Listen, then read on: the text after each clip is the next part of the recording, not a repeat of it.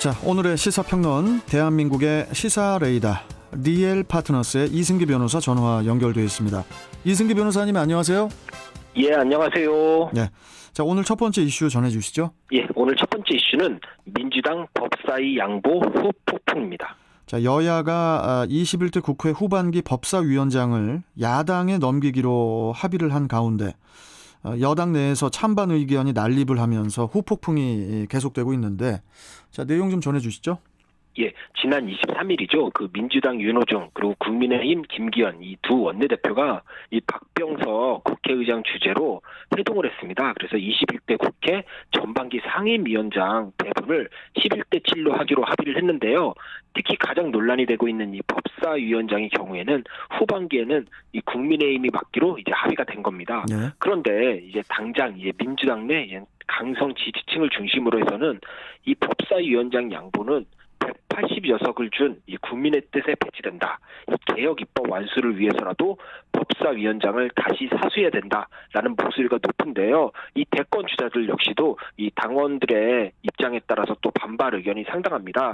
일단 이재명 경기지사의 경우에는 이번 법사위원장 양보를 두고 개혁 의지 후퇴라는 비판을 무겁게 받아들여야 한다. 그냥 가반이면 몰라도 압도적 가반 의석을 고려하면 법사위원장을 포기할 이유가 없다라면서 지도부에 이 법사위원장 양보 재고를 좀 요청을 했습니다. 그에 이제 추미애 전 장관과 정세균 전 총리 역시도 비슷하고요. 다만 이낙연 전 대표의 경우에는 여야 간 합의는 존중될 필요가 있다라고 하면서 입장차를 보였는데요. 특히 법사위의 기능이 단축된 만큼 당 지도부의 결정을 좀 존중하자라는 이제 다른 입장을 좀 내놨습니다.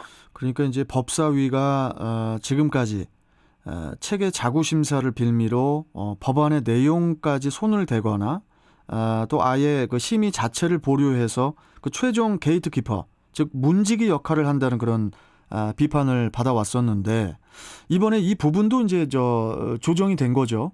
예, 아무래도 법사위가 이제 게이트키퍼 역할을 하다 보니까 어떻게 보면 상임위 위에 상임위라는 이제 상황이라는 이야기까지 들었는데요. 이번에 좀 조정이 됐습니다. 일단 법사위 심사 기간을 120일에서 60일로 단축을 했고요. 또 기능을 체계와 자구 심사에 한정하기로 해서 앞으로는 이제 법안 지연이나 법안 수정과 같은 문제는 나오지 않도록 그렇게 안전장치를 마련했습니다. 특히 이번 합의가 의미가 있는 게 그동안 여당에서는 이전 야당 몫이었던 이제는 법사위원장을 포함해 상임위원장 전부를 독식을 했습니다. 그렇다 보니까 중요 쟁점 법안에 대해서 야당 협의 없이 이 법안을 여당에서 일방적으로 통과를 시켰는데요. 이런 부분이 이제 지지자들에게는 이제 사이다처럼 보일 수 있겠지만 또 일반 국민들 사이에서는 입법 독주라는 또 비판의 목소리가 나올 수밖에 없고요. 또 그게 최근에 이제 또 우리 재보선 서울시장, 부산시장 재보선 선거에서도 일부 표심에 반영된 것 같고요. 그리고 또 야당도 마찬가지인 게 국민의힘이 법사위원장직에 또 집착을 해서 상임위원장직을 모두 포기했습니다. 그렇죠. 결국 국회 내에서 견제 역할을 해야 될 이 야당이 자신의 역할을 또 포기했다는 점에서 또 비판의 소지가 있는데요. 그렇게 이번 또 여야 합의는 대선이라는 또 중대 선거를 앞두고 국회를 정상화하자는 또 그런 또 노력의 일환으로 또 보이는데요. 당장은 민주당 내 반발이 상당하지만 또 코로나19라는 또 국가적 재난 상황에서 양당 지도부가 또 큰 결단으로 합의한 만큼 좀 정치력을 잘 발휘해서 이번에는 좀 협치의 정치를 좀 우리가 볼 수 있게, 국민들이 좀 볼 수 있게 좀 해줬으면 합니다. 알겠습니다. 자, 다음 이슈 전해주시죠. 예, 다음 이슈는 한국의 갯벌 세계유산 등재입니다. 자, 어제도 우리 출경대에서 이제 다뤘었는데, 우리나라의 갯벌이 유네스코 세계유산에 등재됐다고 하는데 만장일치로 결정이 났다고 해요. 예, 제44차 이제 유네스코 세계유산위원회가 한국의 갯벌, 이제 정확히는 충남 서천, 전북 고창, 그리고 전남 신안, 전남 보성 순천 이렇게 네 곳의 갯벌을 세계유산 목록에 등재하기로 이제 만장일치로 결정을 했습니다. 이에 따라 우리나라가 보유한 유네스코 세계유산은 15개인데요. 이 가운데 자연유산은 제주 화산성과 용암동굴, 그리고 이번에 갯벌까지 총 2곳이 됐습니다. 그의 13개는 이제 석굴암과 불국사, 종묘, 창덕궁, 남한산성, 강화의 고인돌 유적 이렇게 이제는 문화유산들입니다. 일단 결과가 잘 나와서 정말 다행이지만은 또 여기까지 오는 과정이 순탄치는 않았다고 해요. 유네스코 자문기구에서 이번 그 세계유산 등재를 반려를 할 것을 권고했다고 했는데 이게 저 이유가 뭐였을까요?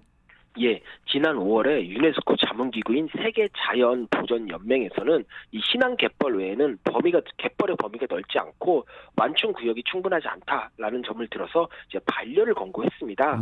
하지만 유네스코 세계유산위원회가 한국의 갯벌이 지구 생물 다양성의 보존을 위해 세계적으로 중요하다. 그리고 의미 있는 서식지다라고 해서 21개국 만장일치로 등재를 결정했는데요. 예. 이와 함께 이제 갯벌 구역을 확대하고 통합 관리 체제를 만들라. 그리고 개발을 관리해라라는 점도 이제는 권고를 했습니다. 네. 이제 문화재청은 이제 자문기구의 반려 경고에도 불구하고 이번에 등재에 성공한 것은 결국 우리 정부가 위원국을 대상으로 벌인 1대1 설득 작업이 이뤄낸 쾌거다. 결국 우리 외교력의 승리라고 이렇게 설명을 했는데요. 네. 앞으로 우리 갯벌을 좀 잘 관리해서 후손에게 물려주는 데 좀 이제 총력을 좀 기울여야 되지 않을까 생각을 합니다. 잠시 후에 또 기호일보 한동식 국장과 또 갯벌 이야기 한 번 더 이어가 보도록 하고요. 자, 마지막 이슈 전해주시죠. 예, 마지막 이슈는 짝퉁 배드파더스 등장, 상표권도 선점입니다. 자, 배드파더스 하면은 이제 뭐 다들 알고 계시겠지만은 이혼 후에 결혼하고 이혼을 한 후에 자녀 양육비를 지급하지 않는 부모의 신상을 공개하는 그런 웹사이트가 이제 배드파더스인데 이 사이트가 곧 폐쇄를 앞두고 있다고 하는데 자, 이 내용 전해주시죠, 자세하게. 예. 사실 우리 사회가 자녀 양육비 문제에 대해서 그동안 소홀했던 게 사실입니다. 네. 이 법원도 이혼 판결을 하면서 양육비 액수만 정해줬지 실제로 양육비가 제대로 지급되는지 또는 악의적으로 양육비를 지급하지 않는 이 나쁜 부모는 어떻게 할지 이 부분에 대해서는 신경을 잘 못 썼습니다. 네. 이 판결 후 사후 관리가 부실했다라고 보면 되는데요. 저 역시 정말 수도 없이 이혼 사건을 다뤘지만 실제로 양육비를 받는 분들이 많지가 않습니다. 오히려 양육비 필요 없으니 제발 그만 좀 괴롭혀라. 이런 말을 하는 사람들이 더 많거든요. 예.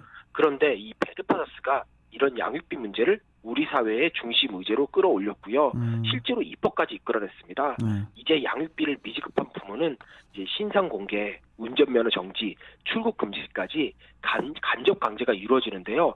사실상 이 배드파더스가 했던 역할이 이 제도권 안으로 들어오게 된 겁니다. 그렇네요. 그렇게 되니까 이제 배드파더스도 이제 본인들의 소임이 다 했다라고 보는 건데요. 입법이 됐으니 이제 국가에게 맡기고 본인들은 뒤로 물러서서 관련 법안이 잘 정착하는데 힘을 쏟겠다는 겁니다. 예. 그래서 이제 배드파더스 이제 구본창 대표가 오는 10월 말에 배드파더스 사이트를 공식 폐쇄하겠다라는 입장을 밝히기도 했죠.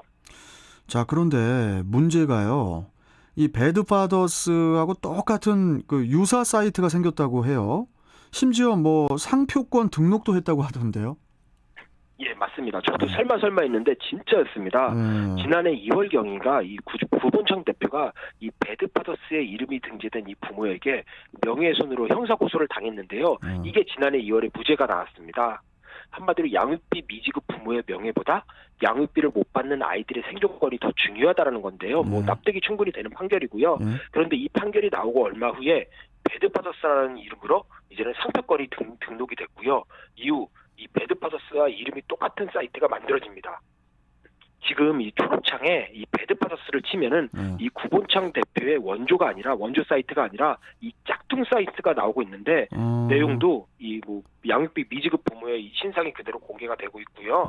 그리고 심지어는 구본창 대표와 또 원조 배드파더스의 활동 내용, 활동 성과를 다룬 이 신문 기사들도 그대로 스크랩이 돼 있습니다. 그래요? 참, 이 10월이면은 이 원조 배드파더스가 이제 사라질 텐데, 그때가 되면은 이 짝퉁 사이트만 남게 되는 건데요. 먼저 이 사이트를 만든 사람의 입장은 어떤지 이게 좀 궁금한데, 입장이 뭐 나온 게 있습니까? 예, 한 언론사와 인터뷰를 한 내용이 있는데요. 이분 말씀이 이 구본창 대표의 배드파더스를 접했을 때 사이트가 좀 부족하다고 생각해 이 제대로 만들자는 생각으로 이 별도의 사이트를 만들었다라고 하면서요. 비영리로 운영되고 있고 상표 등록은 다른 사람이 영리 목적으로 사용하는 걸 막기 위해서 했다라고 합니다. 그리고 배드파더스는 이 특정인만 쓸 수 있는 이름이 아니다. 한 명이라도 더 양육비를 받아내는 것이 목적이라고 생각해 같은 이름을 썼다라고 했습니다. 결국 이 배드파더스라는 이름이 갖는 상징성을 생각할 때 이 이름을 써야지 효과가 있다라고 인정을 한 건데요. 물론 구본창 대표에게 뭐 허락이나 양해를 구한 적은 전혀 없습니다. 아니, 근데 이제 아무리 그래도 이 똑같은 이름을 쓰는 거는 좀 아닌 것 같은데 법적으로는 뭐 문제가 없는 건가요, 이게? 일단 좀 문제의 소지가 있어 보이는데요. 이 상표법을 보면은 상표 등록이 안 됐다 할지라도 이 국내 수요자들에게 널리 인식된 상표나 상호를 가져다 쓰면 상표법 위반이 될 수가 있습니다. 그렇죠. 이 경우에는 상표 등록이 취소될 수도 있고요. 네. 대표적으로 우리가 외국에서는 아주 유명한 브랜드인데 우리나라에 아직 소개가 안 되고 또 상표권 등록이 안 된 브랜드들이 있습니다. 네. 뭐 그런 것들을 우리나라에서 가져다 써도 이 규정에 의해서 이제 상표 등록이 취소될 수가 있는 겁니다. 네. 그리고 이제 또 부정경쟁 방지법을 보면은 국내에 널리 인식된 뭐 타인의 상표나 상호를 사용할 경우에도 문제가 될 수 있는데요. 이 부분 다 역시 이제 나중에 이제 법적 대응 여부를 좀 따져봐야 될 걸로 보입니다. 그런데 이제는 뭐 배드파더스가 뭐 양육비 문제에 있어서는 우리나라에서 가장 선구적이고 또 법 개정까지 이끌어낸 뭐 대표적인 상징적인 존재라는 것은 다 세상에 다 알고 있습니다. 네. 그러니까 이 배드파더스를 그대로 가져갔던 거는 법적으로 문제가 있어 보이고요. 또 배드파더스가 또 구본창 대표가 쌓아온 성과 명예에 뭐 무임승차하겠다, 숟가락을 올리겠다라는 것과 똑같으니까 이건 도덕적으로도 좀 문제가 있지 않나 이렇게 보입니다. 특히 앞으로도 이제 사람들이 이 짝퉁 사이트를 원조 배드파더스와 혼동에 도움을 요청할 가능성이 상당히 높은데요. 특히 오는 10월에는 이 원조가 사라집니다.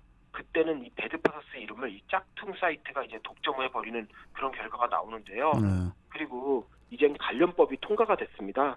굳이 배드파더스를 만들어 신상 정보를 공개할 필요가 없고 이제 국가에서 다 하니까 이제 잘 지켜보면 되는 건데 뭐 원조 사이트가 폐쇄되는 것도 같은 이유고요. 네. 그런데 짝퉁 사이트가 그대로 운영된다는 건 사실 좀 말이 안 되는데요. 이 부분은 좀 이게 뭐 법적으로도 그렇고 윤리적으로도 그렇고 반드시 좀 고쳐서 해결해야 될 부분이 아닌가 그렇게 생각을 합니다.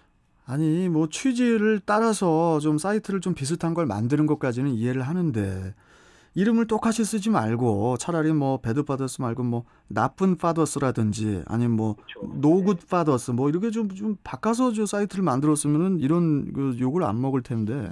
그렇죠. 참 씁쓸하네요. 자, 여기까지 오늘 말씀 듣겠습니다. 고맙습니다. 예, 감사합니다. 네, 시사평론가 리얼파트너스의 이승기 변호사와 함께 했습니다.